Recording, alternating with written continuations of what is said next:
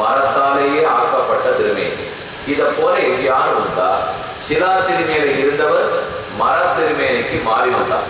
இது இந்த கஷேத்திரத்துல இல்லையா? கொஞ்சம் நேரம் நம்ம பாரத தேசத்தினுடைய 2 மூலையையும் பார்த்தோம். ஒன்னும் கிழக்கு மூலையில இருக்கிற புரியல பெருக்கும். இதே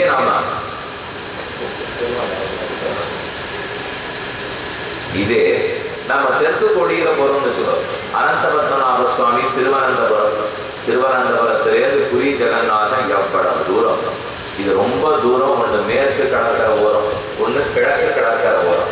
இதுல மட்டும் வேறுபாடு இல்லை. அந்த பெருமானுடைய சரித்திரத்துக்கு 2 பேருக்கு வேறுபாடு. முதல்ல அனந்தபத்மநாப சுவாமி இலுப்ப மரத்துல தான் எழுந்தொழியிருந்தார். மரத்தில் இருந்த பெருமான் 17வது நூற்றாண்டில் மொத்தமாக எரிந்து போனார். அவருக்கு முதல்ல ஒன்றும் ஆபத்து வரல, கோவில் முழுக்க விழா வச்சு. ஆனா அதுக்கப்புறம் அந்த பெருமாளே ராஜாவுடைய சொப்பனத்தில் எழுந்தொழி, இல்லை என்னுடைய தாரு திருமேனியை மாத்திடு, நான் மரவடிவத்தில் தான் இத்தனை வருஷம் இருந்தேன், மரவடிவத்தில் திருமேனியை மாத்திட்டு நேபாளம் காட்மாண்டூரிலிருந்து யான அம்பாரியிலே 100கணக்கில் 1000கணக்கில் சால கிராமங்கள் வந்தாங்க. அந்த சால கிராமத்தை எல்லாம் வரிவீசி அடக்கி அதுக்கு மேல கடு சர்க்கரையை பிரயோகப்படுத்தி அதிலேயே எனக்கு திருமேனி ஏற்படுத்தி விடுவாய். அதுதான் 17வது நூற்றாண்டுல நடந்தது.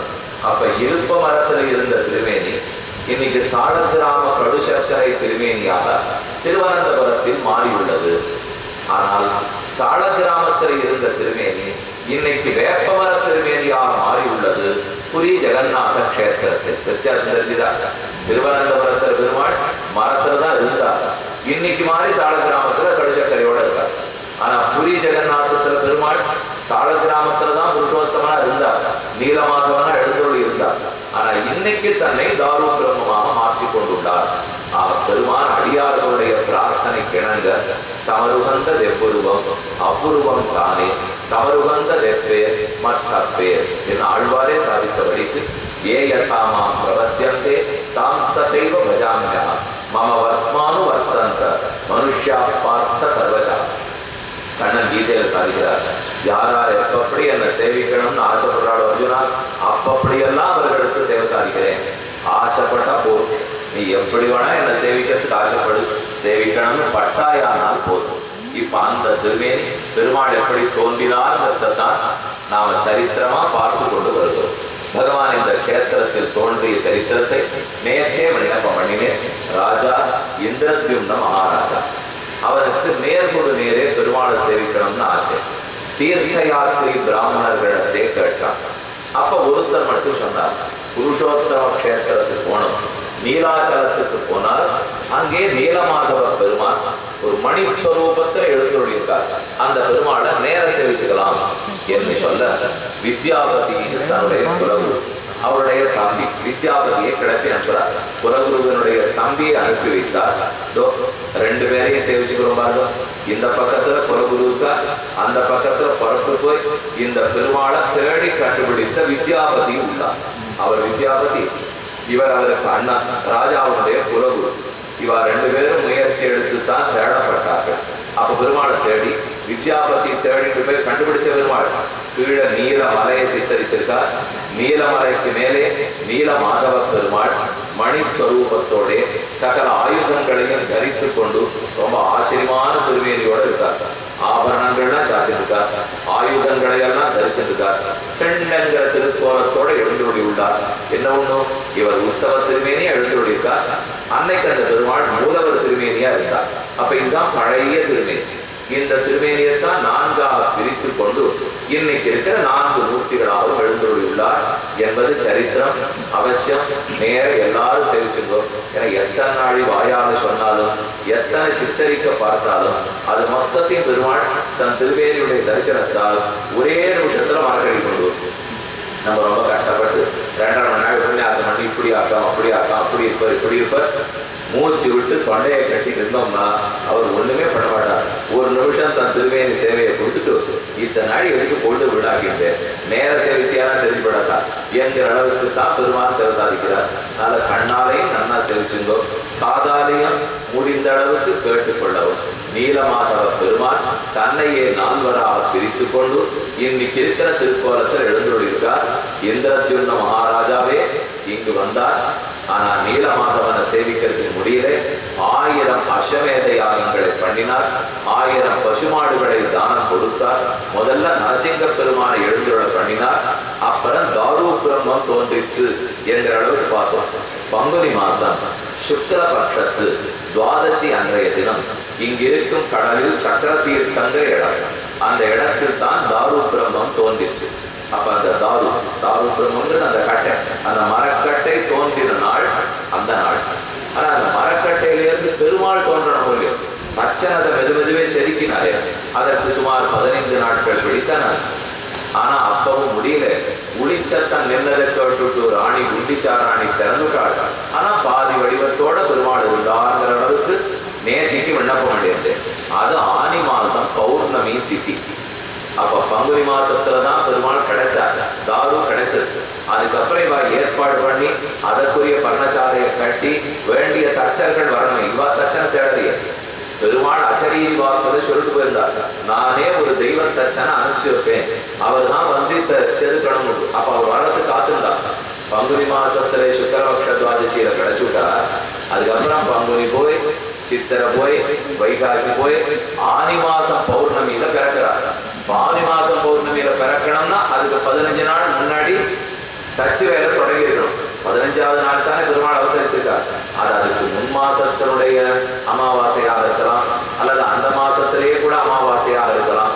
அந்த ஆனி பௌர்ணமியிலிருந்து தொடங்கிதான் ரத யாத்திரை அமோகமா நடக்கும்.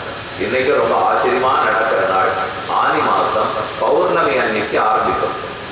அப்ப அடுத்து அங்கேயிருந்து ஒரு மாசம் தள்ளிடும் ஆடி மாசம் பௌர்ணமியா இருக்கும் இல்லையா. ஆனா ஆடி மாசம் சுக்லபக்ஷ சதுர்தசி வரைக்கும் நடக்குது. 29 நாள் கணக்கு வச்சுக்கிறேன். ஆனி மாசம் பௌர்ணமி அன்னைக்கு ஆரம்பிச்சிட்டோம்னால் ஆடி மாசத்து சுக்லபக்ஷத்து சதுர்தசி வரைக்கும் 29 நாட்களுக்கு ரொம்ப ஆச்சரியமான உற்சவம், ரதோத்சவம்னு பெருமாள் கண்டுபிடிக்கிறார். அம்மாழ்வார் உபசரத்திலே கடைத்தலை சீக்க பெற்றால் கடுவினை கடையலாமே சாதித்தார். திருவனந்தபுரம் அனந்தபத்மநாப சுவாமி கடைசியில 2த்துக்கு நெருக்கம் பார்ப்பார். அந்த பெருமாளுக்கு இந்த பெருமாளுக்கும் நேர் எதிரா ஒன்று தெரிவிச்சேன். திருமேனி எப்படி இருந்தது, எப்படி மாறிட்டு இருந்தார். இப்ப ரொம்ப பொருத்தமா ஒண்ணு பார்க்கலாம். அனந்தபத்மநாப சுவாமியினுடைய ஆலயத்தில் அவன் சன்னிதானத்தினுடைய முன்பக்கத்தை பெருக்கினோம்னால் அதை பெருக்கினா எப்படி குப்பசத்தையெல்லாம் படுமோ அதை போல நம்ம பாபங்கள் எல்லாம் அகற்றப்படுகின்றன என்று நம்மாழ்வார் சாதித்தார். ஆனா இந்த திவ்ய கஷேத்திரத்தில் யார் உத்தர தேசத்தினுடைய மன்னன், இந்திரஜின்ம மன்னன் காலத்திலேருந்து இந்த ஒடிஷா தேசத்தினுடைய மன்னர்கள் வாழ்ந்த காலத்திலேருந்து ரதோத்சவம் ஆரம்பிக்கப்படுதுனால் அதுக்கு முன்னாடி தங்க தொடப்பத்தை வச்சுட்டு ராஜா தான் வந்து பெருக்கணும். அவர் பெருக்கினால்தான் பெருமானுடைய ரத்தம் புறப்படும். இந்த வீதி இருப்பாங்க, பெரிய வீதி, ஆசிய கண்டத்திலேயே மிக அகலமான வீதி இந்த வீதி தான். ஒரு பக்கத்தினுடைய கோடியிலே புருஷோத்தமன் ஜெகநாதனுடைய ஆலயம், மற்றொரு கோடியில் குண்டிச்சா தேவியினுடைய பெயர் வச்சிருக்கிற ஆலயம். இதற்கு அதற்கு தான் ரதோத்சவம் நடக்கிறது. மொத்தம் 14 நாள் உற்சவம். ஒரு நாள் அன்னைக்கு பெருமாள் புறப்படுறார், அந்த நாள்ல வந்து சேர்ந்துறார். அப்புறம் 9 நாட்கள் குண்டிச்சா மந்திரிலேயே எழுந்தொழிருக்கிறார். மறுபடியும் 10ஆம் திருநாள் அன்னைக்கு திரும்ப போகிறார். 11ஆம் திருநாள் அன்னைக்கு வாசலே இருந்து வேஷம், புது வேஷம் சமர்ப்பித்துக் கொள்கிறார். துவாதசி அன்னைக்கு கோவிலுக்குள்ள எழுந்துள்ளார். இப்படிதான் அது ரதோத்சவம் ஏற்பாடு பண்ணியிருக்கார். இந்த ரதோத்சவம் நடக்கிற நாள்னு பார்த்தீங்கன்னா ஆனி பௌர்ணமி. அதுதான் சொல்ல வந்து, ஏன்னா ஆனி மாசம் பௌர்ணமி அன்றுதான் தாருவிலிருந்து இந்த 4 திருமேனிகளும் தோன்றினார்கள். அந்த பௌர்ணமியிலிருந்து தான் இந்த உற்சவத்தை ஏற்பாடு பண்ணி வச்சிருக்காங்க. அது ஒரு புறம் இருக்க, இப்ப இந்த அரசனை பற்றி சொன்னேன். இந்த தேசத்தை ஆண்டு வந்த அரசன் கடைத்தலை சீக்க பெற்றான். ரதோத்சவம் புறப்படுறதுக்கு முன்னாடி வாசலை தானே பெருக்கினார். பெருக்கினதுனால அவருக்கு பாவம் தொலைஞ்சுதானா, கல்யாணம் ஆச்சு. அதான் ஆச்சரியம். கடைத்தலை சீக்க பெற்றால் பாவங்கள் போகும்னு கேள்விப்பட்டிருக்கோம். ஆனா இந்த ராஜா ரதோத்சவத்தை பெருக்கினார். பெருக்கின நேரத்துல அந்த 10 நிமிஷம் ஒரு கல்யாணம். இப்படி பெருக்கிறச்சவே யாரும் கல்யாணம் பண்ணி வைப்படா சுவாமினால் அது அந்த மாதிரி நகழ்ந்து பெருமானுடைய அனுகிரகத்தால் புருஷோத்தமன் ஒரு ராஜா இங்கு ஆண்டு வந்தான். அவன் ஒரு முறை காஞ்சி தேவப்பெருமாளை தரிசிக்கிறதுக்காக தெற்கு நோக்கி வந்தார். எவ்வளவு பரிவர்த்தனை இருந்திருக்குன்னு பார்க்கலாம். தெற்கு நோக்கி காஞ்சி பெருமாளை சேவிக்க வந்தார். அப்ப அங்க பல்லவராஜா ஆண்டு வந்தார். ராஜா அவனுடைய அரசகுமாரியை கண்டான். அரசகுமாரன் அவள் பேரில் மையல் கொண்டார். அரசனை கேட்டார்கள். சரி, அவசியம் கல்யாணம் பண்ணி கொடுக்குறோம் அப்படிங்கிறது ஏற்று கல்யாணம் நிச்சயம் ஆயிடுச்சு. நிச்சயதார்த்தத்துக்கு அப்புறம் கல்யாணம் பண்ணோமா இல்லையா? அதுக்கு நடுவுல இந்த ஆடி மாசத்து ரத்தோத்சவம் வந்தது. ராஜா தன்னுடைய மந்திரி அனுப்பிச்சு வச்சான், நீர் போய் அங்க எப்படி இருக்கார் அரசுகுமாரன்னு பாருங்க. சாமான்யமா நம்ம பொண்ணுக்கு பிள்ளை பார்க்க ஆரம்பிச்சவே அப்படி விசாரிப்போம், இது யாரு, என்ன வேலை, எப்படி அவளுடைய பழக்க வழக்கங்கள்லாம் எப்படி, தெரிஞ்சவா, பக்கத்து வீட்டுக்காரா, அண்டை வீட்டுக்காரா, முக்கியமா அவளை பிடிக்கவாத ஆளையும் கேட்கணும். அவளை பிடிக்கிறவாளை மட்டும் கேட்டு விட்டுறக்கூடாது. அந்த பிள்ளைக்கோ பொண்ணுக்கோ பிடிக்காதவா இருந்தா அவளை கேட்டோம்னு வச்சுக்கோ, அப்ப என்ன நிறைய விஷயங்கள்லாம் வெளியில வரும்போது அப்படிங்கிறதுதான் நம்ம விசாரிச்சோம். இந்த ராஜா யாரையும் கேட்கல, தம் மந்திரி அனுப்பிச்சு வச்சா, போய் எப்படி அவர் இருக்கான்னு பாத்துங்களா. அவர் வந்தா, ஆனா அவர் ரொம்ப திகைச்சு போற அளவுக்கு ஒண்ணு நடந்தது. ரத்த யாத்திரா தொடங்குது. இந்த அரசகுமாரன் தான் தங்க தொடப்பத்தை வச்சுட்டு பெருக்கினார். இவருக்கு அதனுடைய தாற்பயம் என்ன, சூக்கம் என்னன்னு தெரியல. மந்திரி திரும்ப நேர காஞ்சிபுரத்துக்கு போய், அரசே பெருக்கிறவனுக்கு போயா உங்க பெண்ணை கொடுப்பீர் அப்படின்னு ஒரே வாரம் சொன்னார். நம்ம மாப்பிள்ளை பெருக்கிறார்களுக்கு தாழ்ந்தவர் என்று நினைத்து கொண்டு கொடுக்கிறேன் ஒருத்த பெண்ணை கொடுக்க மாட்டேன் அரசன் மறுத்துட்டான். அது இந்த தேசத்து ராஜாவுக்கு கோபம் இருக்கு. படையெடுத்து போக வேண்டும், அந்த பெண்ணை மீட்டு வந்து நாம் கல்யாணம் பண்ணிக்கொள்ள வேண்டும். ஆனா இது சின்ன படை. பல்லவ ராஜா இல்ல சின்னவராஜா, அவர் ரொம்ப பெரிய அரசன், பெரும் படை. இருந்தாலும் புருஷோத்தம பெருமாளை போய் சேவிச்சான். நான் போறேன், சண்டை போட போறேன், உன் பிரதிநிதியாகத்தான் போறேன். ஏன் தெரியுமா, உன்னுடைய ரத்தோத்சவத்துல பெருக்கினத்தை தான் என் அவமரியாதை பண்ணிட்டான். இதை ஞான குருமா தேவரியருடைய திருவாசல் முன்னே பெருக்கி இருந்தால் அது எவ்வளவு உயர்ந்த கைங்கரியம். அதை அவர் பண்ணிக்காத புரிஞ்சுக்காத இருந்திருக்கார். ஆகவே படையெடுத்தே போவோம். ராஜா படையெடுத்து போனார். பெருமாள் பார்த்தா இவன் சின்ன படை வச்சிருக்கான், அவன் பெரிய படையை வச்சிருக்கான், இவன் எங்க ஜெயிக்க போறான்னு பலராமன் ஒரு வெள்ள குதிரையில ஏறி உட்காண்டான். கண்ணன் ஜெகநாதன் ஒரு கருப்பு குதிரையில ஏறி உட்காண்டான்.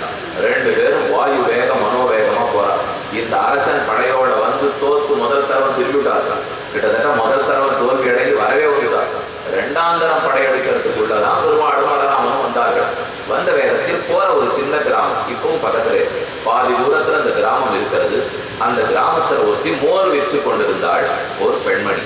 எங்களுக்கு ரொம்ப தாகமா இருக்கு, நாங்க படை வீரர்கள் வேகமா காஞ்சிபுரத்துக்கு போயிட்டு இருக்கோம், எனக்கு மோர் கொடு என்று சொன்னாங்க. அவ்வளவு சரி ஏதோ கேட்கிறாள், மோர் கொடுத்தப்பறம் காசு கொடு, எங்கிட்ட இருக்கிறதே ஜீவனத்துக்கு ஒரே வழி இதுதான், மோர் கொடுத்ததுக்கு காசு கொடுன்னு பெண் கேட்டாங்க.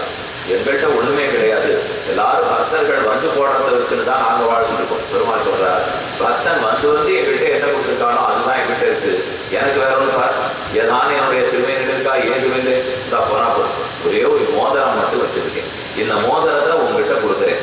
ராஜா அநேகமா திரும்ப இந்த வழியா போவார்.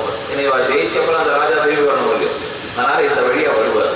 மோதிரத்தை ராஜாவினிடத்துல கொடுத்து மோருக்கு வேண்ட காசை வாங்கிக்கோ அப்படின்னு சொல்லிட்டு ரெண்டு பேரும் போயிட்டா. இது என்ன மோருக்கு காசு கேட்டா மோதிரத்தை கொடுத்துட்டு போறார் இவர், இதை வச்சு நாம என்ன பண்ணுவோம்னு அவளுக்கு வருத்தம். இக்கரையில அக்கறை போனார்கள். போய் சண்டை முடிஞ்சது. ரெண்டு பேரும் அதி வேகமாக பராக்கிரமத்தோட கூட சதுரங்க சைன்யத்தையும் ஜெயித்து அந்த அரசன் சொத்து போயிட்டார். அப்பதான் புருஷோத்தம ராஜா வந்தார். யார் நமக்காக சண்டை போடுறார்கள் தெரியல, ஆனா ஏதோ ஜெயிச்சுட்டார். ஜெயித்து பெண்ணையும் அழைத்துக் கொண்டார். மொத்த பேரு சைன்யத்தோட நாடு திரும்பி வராங்க. திரும்பி வர்ற சமயத்துக்கு இந்த பெண்மணி நடுவுல மறிச்சாங்க. இவ்வளவு பெரியவர் ராஜா தன் சைன்யத்தோட போயிட்டு இருக்கா, நடுவுல நிறுத்தி மோருக்கு காசு கொடுனா அவள் யாராவது பார்த்து பேசாம இருப்பாடா. ராஜா போயிட்டு இருந்துச்சு, யார் யாரோத்தி மோருக்கு காசு கொடுக்குறா, என்ன பெண்ணே உனக்கு ஏதாவது பைத்தியமா? ஒரு பைத்தியம் இல்லை, என் காசை பத்தி எனக்கு கவலை இருக்கும். இதுதான் மோதிரம், இந்த மோதிரத்தை காட்டினா நீ மோர் கொடுப்பீன்னு சொன்னால், மோதிரத்தை காட்டி சீதைக்கு பிராணனையே தரிக்க செய்த சரித்திரம் உண்டு. மோதிரத்தை காட்டி மோர் வாங்கின சரித்திரம் உண்டு. இந்த சம்பிரதாயத்துல ரெண்டு கதையுமே பார்க்கலாம். ஒரே மோதிரம், பகவானுடைய முத்திர மோதிரம். முத்திர மோதிரத்தை காட்டினாலே ராமநாமாங்கிதமான கணையாழி மோதிரம். அந்த மோதிரத்தை காட்டி சீதை பிராணனே தரித்தாள். அந்த மோதிரத்தை காட்டி தனக்கு மோருக்கு வித்தவனத்துக்கு காசு கேட்டா மோருக்காரு. ராஜா மயங்கியே செறிஞ்சுட்டான். அப்ப இந்த பணத்தை நமக்காகத்தான் பெருமாள் வந்து சண்டை போட்டு போயிருக்காரு சொல்லுது. அவர் தான் நமக்காக வரும் வழியிலே தன் முத்திர மோதிரத்தை கொடுத்து தான் அறிவிச்சிருக்கார் சொல்லுது. அந்த பெருமாளிடத்தில் அதீத பக்தியோட மோர்காரி அழைத்துக் கொண்டு திரும்ப இந்த ஊருக்கு வந்து நேர புருஷோத்தமனுடைய திருவடிகளில் விழுந்து, இந்த சாமானியனுக்காக இவ்வளவா செய்தாய் என்று உள்ளவருகே இருந்தான் அரசன். அது அந்த ஆண்டு சரித்திரம் முடிஞ்சது. அப்ப பெண்ணை சிரமிட்டு வந்தவனுக்கு கல்யாணம் பண்ண முடியும். எப்ப இந்த பெண்ணை கொடுக்க மாட்டேன்னு தாத்தனார் சொன்னாரோ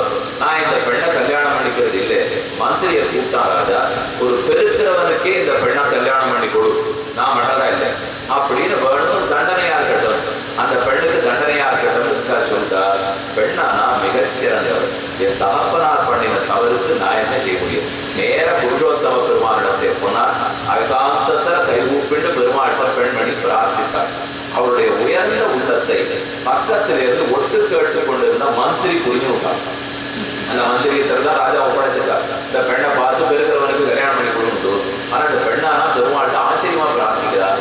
இவள் தான் நமக்கு ஏற்ற அரசி, இவளைத்தான் நம்ம ராஜாவுக்கு கல்யாணம் பண்ணி வைக்கணும் என்று மந்திரி முடிவு கொண்டுட்டார். ஆனா ராஜா சொன்னா கேட்டு கூட அதுக்கு காலம் வரட்டும்னு காத்திருந்தார்.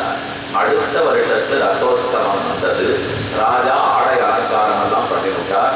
அந்த ரத்தோத்சவத்தை அன்னைக்கு பெருக்க போறார் ராஜா. தங்க தொடப்பட்ட கையில் எடுத்து திருநறை அறிவிட்டார். அன்னைக்கு காத்தாலேயே மந்திரி தைரியமா சொல்லிட்டார், பெண்ணே நீ மணப்பெண் கோலத்துல ஒரு பேருக்கு பக்கத்துல வந்து மறந்து இருந்துக்கோ அப்படின்னு மந்திரி சொல்லிட்டார். ராஜா வேஷம் போட்டு ராஜா பெருக்கிறதுக்கு போனார். அதே சமயம் இந்த மணப்பெண்ணை அழைச்சிட்டு வந்த மந்திரி, அரசே நீர் சிறந்த பெருக்கிறவனை தேடி கல்யாணம் பண்ணி கொடுன்னு சொன்னீங்க.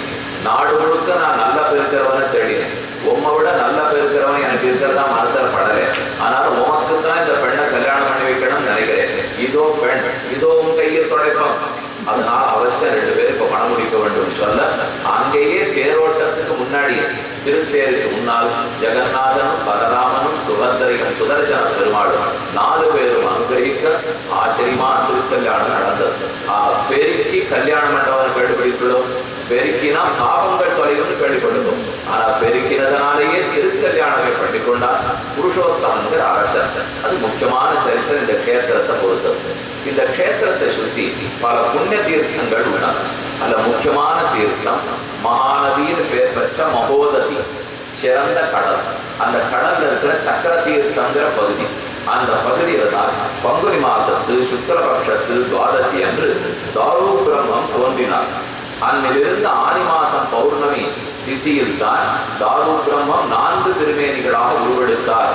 அதனால அந்த சக்கர தீர்த்தம் ரொம்ப முக்கியமானது. கிழக்கு சமுத்திர தீர்த்தம். அதில் நீராடுவதும் மிகுந்த நன்மை பகக்கும், பாபங்களை எல்லாம் போக்கும். பாரத தேசத்தினுடைய முக்கியமான நதிகளான கங்கையோ யமுனையோ கோதாவரியோ காவேரியோ தாமிரபரணியோ அது அத்தனை கலக்கக்கூடியது கிழக்கு சமுத்திரம். அதனால அந்த சமுத்திரத்துக்கே ஏற்றம். அது இந்த ஜெகநாத பெருமானுடைய ஆஸ்தானமா இருந்து புரி கஷேத்திரத்தினுடைய ஒரு பாதி அந்த கடலுக்குள்ளதான் இப்போ இருக்கு. சங்க வடிவத்துல புரி கஷேத்திரம் இருக்கு. அதுல 4 மைல் தொலைவு மட்டும்தான் ஊராக்கு இருக்கு. பாக்கி 6 மைல் தொலைவு கடலுக்குள்ளதான் இருக்கு. அதனால இந்த ஊருக்கு எவ்வளவு முக்கியத்துவமோ அதே சமமான முக்கியத்துவம் கடலுக்குள்ள இருக்கிற பகுதிக்கும் உண்டு. அடுத்து இந்திரத்யும்ன சரோவரம். அந்த சரோவரம் இந்திரத்யும்ன மகாராஜா 1000 பசுக்களை தானம் பண்ணினார். பசுமாடுகள்லாம் நின்று குழம்பால குடி பறிச்சது. அந்த இடம் முழுக்க தண்ணீரால் நிரம்பி இந்திரத்யும்ன சரோவரம்னு பெயர் பெற்றது. அடுத்து மார்க்கண்டேய சரோவரம். ரிஷி மார்க்கண்டேயர் அவருடைய பிரார்த்தனை கிணங்க ஆதிரை தளிரை பெருமான் சிறை சாதித்தார். அந்த சாதித்ததுனாலே இந்த கஷேத்திரத்துக்கே இருக்கிற ஏற்றம் உணர்ந்து மார்க்கண்டேயர் நெடுங்காலம் இங்கிருந்து தபஸ் பண்ணியிருக்கார். அவர் பெயரையே உருவான தீர்த்தம் மார்க்கண்டேய தீர்த்தம். அடுத்து ஸ்வேதகங்கா. ஸ்வேத மன்னவனாலே ஏற்படுத்தப்பட்ட தீர்த்தம் ஸ்வேதகங்கா. ரோகிணி குண்டம்.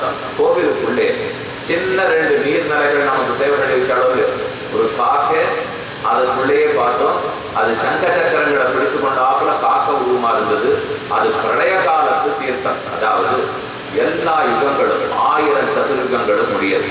எல்லாம் பிராகிருத பிரளயமே ஏற்படும். அந்த சமயத்திலே தீர்த்தம் பாக்கி இருக்கு. இந்த ரோகிணி குண்ட தீர்த்தத்துல மட்டும் மிச்சம் இருக்கும். பிரளயமெல்லாம் முடிந்து மறுபடியும் சிருஷ்டி ஆரம்பிக்கும் போது அந்த குண்டத்திலிருந்தே மேற்கொண்டு சிருஷ்டி புறப்படுகிறது. என்ன இந்த ரோகிணி குண்டத்துக்கு உண்டான வைபவம் சின்ன வடிவத்தில் இருக்கு. பிரம்மா இந்த திருக்கோவிலுக்கு பெருமாளுக்கு ஆராதனை மன்றத்துக்கு வந்தார். வந்த சமயத்தில் ஒரு காக்கா அந்த ரோகிணி குண்டத்துக்குள்ள விழுந்தது சங்க சக்கர வடிவத்தை பெற்று உயர்ந்த சோதி உருவத்தோட மேல் லோகத்தை நோக்கியே போச்சாங்க. பிரம்மாவுக்கே ஆச்சரியம், இந்த கஷேத்திரத்துக்கு இவ்வளவு மகாத்மா, ரோகிணி குண்டத்துக்கு இவ்வளவு ஏற்றமா என்று திகைத்து போனார். இனி இந்த ஜெகநாத் புரியினுடைய பிரம்மாண்டமான கோவில் எவ்வளவு பெரிய திருக்கோயில், கிட்டத்தட்ட 10.7 ஏக்கர் நிலப்பரப்பில் உள்ள கோயில். 4 பக்கம் 4 துவாரங்கள் உண்டு. பிரதான வாசல் சிம்ஹத்வாரம் என்று சிங்கத்தினுடைய பேரால் இருக்கு. வாசல சிங்கமே நீங்க பார்க்கலாம். பிரதான வாசலுக்கு சிங்கத்வாசம், சிங்கவாசல், சிம்மத்வாரம் கிழக்கு பக்கம். அடுத்து தெற்கு பக்கம் வந்துன்னா குதிரை வடிவத்தில் இருக்கிற அஸ்வத்வாரம். மேற்கு பக்கத்துல போனோம்னா வியாக்கிரம் புலி வடிவத்தில் இருக்கிற வியாக்கிர துவாரம். வடக்கு பக்கத்துல போனால் ஹஸ்தி யான வடிவத்தில் இருக்கிற ஹஸ்தி துவாரம்.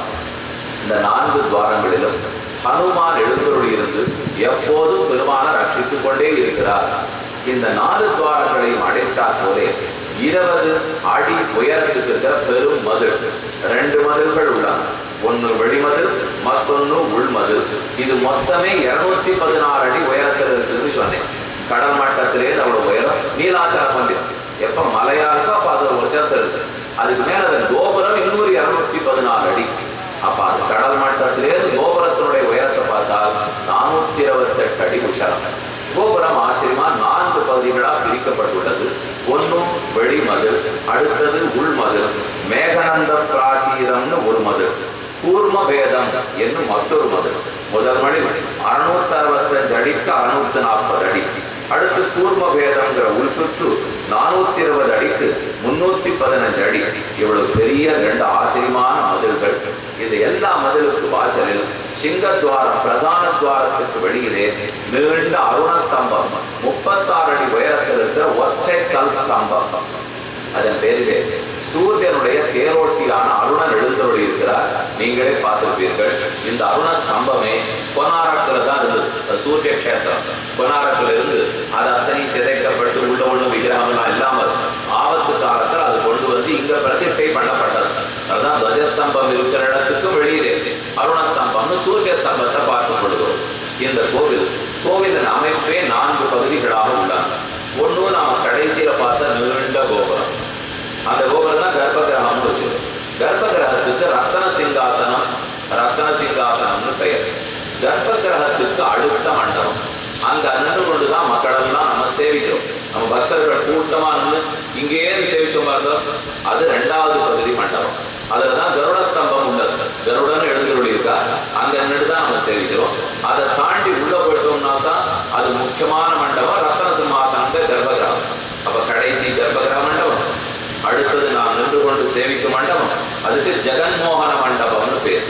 நாம நின்று சேவிக்கிற மண்டபம் முக்கிய மண்டபம் ஜெகன்மோகன மண்டபம். அங்கிருந்து சேவித்தா ஜெகத்தே மயங்கி போடுவோம். திருமாலுக்கு ஜெகன்மோகனம்னு பேர். ஏன்னா இந்த ஜெகத்தையே தன்னுடைய பேரழகால மயக்கி விடுறாரு. அது ஜெகன்மோகன மண்டபம். அதற்கு அடுத்தது நாட்டியசாலை. நாம நின்ற இடத்துக்கு பின்னாடி கருட ஸ்தம்பத்துக்கு பின்னாடி இருக்கிற மண்டபம். அங்குதான் கச்சேரி, நாட்டியம் அனைத்து நடந்து பெருமாளை உகப்பிக்கும் இடம். அதையும் தாண்டி இருக்கிற மண்டபம் தான் போக மண்டபம். என்னென்ன பிரசாதம் பண்ணப்படுகிறதோ அத்தனை ஒரு நாளைக்கு 6 வேளை 7 வேளை மாற்றி மாற்றி அடுக்கப்பட்டு பெருமாள் அமுது செய்து கொண்டே இருக்கிறார். உலகமுண்ட பெருவாயார் உலகில் கீர்த்தி அம்மானே நிலவும் தொடர்பு எழுமூர்த்தி நெடியாய் அடியேன் ஆறுயிரே எனது உலகுக்காய் என்ற திருவேங்கடத்த பெருமானே உலகருடைய வாதம் கூடுமாறு கூறாயிரம் என நம்மாழ்வாருடைய கோஷரம். உலகமுண்ட பெருவாயார் அனைத்தையும் அமுது செய்வதற்காக போக மண்டபத்தை ஏற்பாடு பண்ணியிருக்கார். போக மண்டபம், நடன மண்டபம், ஜெகன்மோகன மண்டபம், கடைசி விமானம் ரத்ன சிம்மாசன மண்டபம் என்று 4 பகுதிகளாக உள்ளன. இதில் போக மண்டபத்துக்கு பிரசாதம் சேரணும் இல்லையோ. மண்டபம் ரொம்ப பெருசு. கிட்டத்தட்ட 3500 சதுரடி மண்டபம். அவ்வளவு கோவிலே இருக்காது. நாங்க எத்தனை சின்ன சின்ன கோவில் பார்த்துருக்கோம். இங்க அவ்வளவு பெருசு கோவில் இருக்கிறது இல்லை.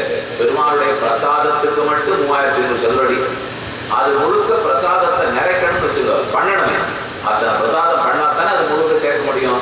அதுக்கு 1 ஏக்கர்ல திருமணப்பள்ளி. பெருமாளுடைய திருமணப்பள்ளி இருக்கிற அளவு பார்த்தீங்கன்னா சுற்றளவு மொத்தம் 1 ஏக்கர். இனி மடப்பள்ளியில என்னென்ன கண்டுபிடிக்கிறார் பெருமாள். அதோட இந்த திருக்கோவில் இருக்கிற மத்த என்ன பூஜைகள் நடக்கிறது, என்னென்ன சன்னிதிகள் இருக்குன்னு பார்க்கலாம். மொத்தம் 36 வகையான கைங்கரியங்களை பண்றதுக்காக சுமார் 400 பிரதான அர்ச்சகர்கள் எழுந்துள்ளி உள்ளார்கள். 400 பேருக்கும் பண்டாக்கள்னு பேர். ஒரு இடத்துல தீட்சிதர்னு சொல்லுவோம், ஒரு இடத்துல பூஜாரிகள்னு சொல்லுவோம், அர்ச்சகர்கள்னு சொல்லுவோம். அது போல இங்க பண்டாக்கள் இன்னும் நம்பூதிரிகள். கேரள பக்கம் போனா நம்பூதிரிகள்னு சொல்றியா, இங்கே தனிச்சிறப்பான பெயர் பண்டாக்கள். 400 பேர் முக்கியமானவா. அவர்களுக்கு உதவி பண்றதுக்காக இன்னொரு 400 பேர். மொத்தம் 36 வகையான திருப்பணிகளை செய்கிறார்கள். சரி, இந்த கோயில் இருக்கிற முக்கியமான இடங்கள் எது அதை தெரிஞ்சுக்கோ. பைசா பஹாச்சா அப்படிங்கிறது முதல் இடம். பாயிஸ் ஹிந்தியில் 22 அதுதான் இங்க பைசான்னு வச்சிருக்காங்க. அநேகமா சம்ஸ்கிருதத்திலேருந்து சிதைந்து மாறி ஹிந்தியா இருக்கும். ஹிந்தியிலேருந்து சிதைந்து மாறிதான் அது மராட்டியா இருக்கட்டும், குஜராத்தியா இருக்கட்டும், ஒரியாவா இருக்கட்டும், எல்லாம் அதுலேருந்து வரும். அப்போ வைசாபவாச்சா கிழக்கு வாசல்லேருந்து உள்ள ஏறும் பாருங்க. அந்த 22 படிகள் மிக முக்கியம். அந்த படியில கீழே யமதர்மராஜன் விழுந்து வணங்குகிறார். ஆனால் இந்த ஊர்க்காரெல்லாம் அந்த படிக்கட்டை நேர இறங்கி வராளோ ஏறி போகும்போதோ ஒரு இடத்துல வரைச்சு அங்க நேரம் இறங்க மாட்டாங்க. சட்டுன்னு சுத்தி வளைச்சு இறங்குவாங்க. ஏன் நேரம் வரலையாங்க, அங்க யமன் இருக்கா, நம்ம ஞானம் இருக்கு, அவரோட இருக்கு அப்படின்னு சுத்தி தான் வருவார்கள். 22 படிகள். இன்னைக்கு சனாதன தர்மத்தை சேர்ந்தவர்கள் தான் உள்ளே அனுமதிக்கப்படுகிறார்கள். ஆனா எத்தனையோ பேர், லட்சக்கணக்கான பேர் புருஷோத்தமனுக்கு இந்த பெருமாளுக்கு பக்தாடு பாடல்கள் அவ உள்ள அனுமதி இல்லாட்டா கூட அந்த சிங்கத்வாரத்துக்குள்ளேயே பதித்த பாவன பகவான் எழுந்தொழி உள்ளார். தாழ்ந்து போயிட்டு எனக்கு ஒன்றும் வாய்ப்பு இல்லை, அவர்களுக்கும் பாவனத்துவம் கிடைக்கணும், அவர்களும் தூய்மை அடையணும் இல்லையோ, அதுக்காக பெருமாள் வாசலே சேர்த்துக்கலாம். இவரை உள்ள வர வேண்டுங்கிற தேவையில்லை. பதித்த பாவன் வா இந்த 2 தமிழகத்துக்கும் வங்காளத்துக்கும் மாறியே தான் இருக்கும். நம்ம வாசுதேவன் அப்படின்னு சொல்ல முடியோ, அவ சொல்ல மாட்டான் வாசுதேவ், தேவா சொல்லக்கூடாது. அப்ப வாசுதேவன் வாசுதேவ் எழுதுறதே அப்படிதான் எழுதுவாங்க. அதனால பதித்த பாவன் தான் நம்ம சொல்றோம். பதித்த பாவன், பாவன் இல்லை, பதித்த பாவன்.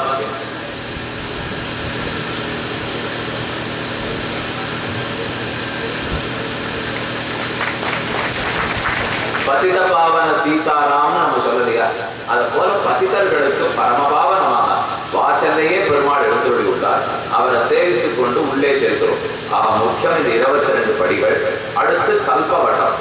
பல நூற்றாண்டு, ஆயிரக்கணக்கான ஆண்டுகளாக நம்முடைய விருப்பங்களை எல்லாம் நிறைவேற்றி வரும் அற்புதமானது. அடுத்து முக்தி மண்டபம். நாம பெருமாள் பக்கமா சேவிக்கிறதுக்காக ஏறினோம். ஒரு பக்கம் சேவிச்சுன்னு வெளியில வர பாருங்க. பெருமாளை தரிசித்து விட்டு வெளியே இறங்குறாங்க. அந்த இறைஞனுக்கு நேர் எதிர்த்தாற்போல ஒரு 100 மண்டபம் இருக்கு. அந்த மண்டபத்துல தான் அந்த நாள்ல வித்வான்கள் எல்லாம் அமர்ந்திருப்பாங்க. இப்போதும் பெரிய பண்டிதர்கள் அமர்ந்து பிரம்ம விசாரம், ஆத்ம விசாரம் பண்ணி அவர்கள் தான் இந்த நாட்டையே வழி நடத்துறார்கள். அப்ப மோட்சத்தை பத்தி பேசப்படியால் அதுக்கு முக்தி மண்டபம் என்ற பெயர் ஏற்பட்டது. அவர்களுக்கு நித்தியம் சதியாராதனம் நடக்கிறது உண்டு. நரசிம்மருடைய சன்னதி முக்தி மண்டபத்திற்கு பக்கத்திலேயே உள்ளது. அவரை முதல்ல எழுந்துள்ள பண்ணிட்டு தான் இந்த பெருமாளே மேற்கொண்டு இங்க வந்தார். ஏன்னா இங்க வந்து போது பெருமாள் எழுந்துள்ளிருக்கு. இந்திரதிம்ன மகாராஜாவுக்கு நீலமாதவன் சேவை சாதிக்கிறேன். மொத்தம் மண்மூடி போயிருந்ததுன்னு தான் எனக்கு கதை பார்ப்போம். அதுல இருந்து இந்த பெருமாள் வர்றதுக்குள்ளே நரசிம்ம பெருமானுடைய அனுகிரகத்தாலே அது நடந்தது. இதை ஸ்ரீ ரிசம்ப கஷேத்திரம்னே சொல்லலாம். நம்ம முதல்ல சேவிச்ச மங்களகிரி ஆட்டம், அடுத்து சேவிச்ச சிம்மாச்சலம் ஆட்டம், இனிமே போற அகோபில மாட்டம், இது எல்லாத்தோடையும் சேர்த்து புரி கஷேத்திரமும் ஒரு வகையில் நரசிம்ம கஷேத்திரம். ஏன்னா அந்த பெருமாள் எழுந்தோடைய பிற்பாடுதான் இங்கே இப்ப நாம சேவிக்கிற தாரு பிரம்மமா இருக்கக்கூடிய பெருமாள் ஜெகநாத பெருமாள் எழுந்தோடி உள்ளார். ஸ்ரீதேவி பூதேவி நாச்சியார்களுக்கு சந்நிதி, அவளையும் சேவிச்சிடும். ஒரு பக்கம் ஸ்ரீதேவி நாச்சியார் சந்தி, மற்றொரு பக்கம் பூதேவி நாச்சியார் சந்தி. நாச்சியார் சந்தியினுடைய முக்கமண்டபத்துல தான் ஆழ்வாராச்சாரியர்கள் சிம்மாசனாதிபதிகளுடைய சித்திரம் முழுக்க நன்கு வடிக்கப்பட்டுள்ளது. இவ்விடத்தில் ராமானுஜருக்கும் இந்த கஷேத்திரத்துக்கு இருக்கிற சம்பந்தம் தெரிந்தாக வேண்டும். ஸ்ரீகூர்மத்தில் அந்த சரித்திரத்தை ஒரு தடவை சொல்லியிருந்தேன், மறுபடியும் சுருக்கமாக தெரிவிக்கிறேன். இந்த கஷேத்திரத்துல பண்டாக்கள் மூலமாக ஓர் முறையில் பெருமானுக்கு பூஜை செய்யப்பட்டு வந்தது. அது சிறந்த பாஞ்சராத்திர முறையில் ஆகணும் என்று ராமானுஜருக்கு திருவுள்ளம். ராமானுஜர் இந்த கஷேத்திரத்தில் எழுந்தருளியிருந்து தங்கி இருக்கிறார். அப்ப அவருக்கு இந்த ஆசை ஏற்பட்டது. சரி, அப்ப பாஞ்சராத்திர தீட்சிதர்களை கொண்டு செய்விப்போம் என்று திருவுள்ளத்திலே கொண்டார். இங்க இருக்கிற பாண்டாக்கள்லாம் பெருமாள்கிட்ட போய் பிரார்த்திக்கிறார். நாங்க ஆயிரக்கணக்கான வருஷமா ஆராதனை பண்ணிருக்கோம், நம்ம விட்டு கொடுத்துட்டு புதுசா ஒருத்தரை கொண்டு வச்சிட போறேங்கிறார். அதனால அது வேண்டாம், எங்களையே தேவருக்கு ஆராதகர்களா வச்சுக்கணும் அப்படின்னு பிரார்த்திக்க. ஒண்ணு கவலைப்பட வேண்டாம், இத்தனை நாளா நீங்க சமைச்சு தான் வாங்கிட்டு இருக்கேன், நாளைக்கு நீங்க சமைச்சு வாங்கிக்கிறேன் அப்படின்னு பெருமாள் ஊட்டி அடிச்சுட்டார்.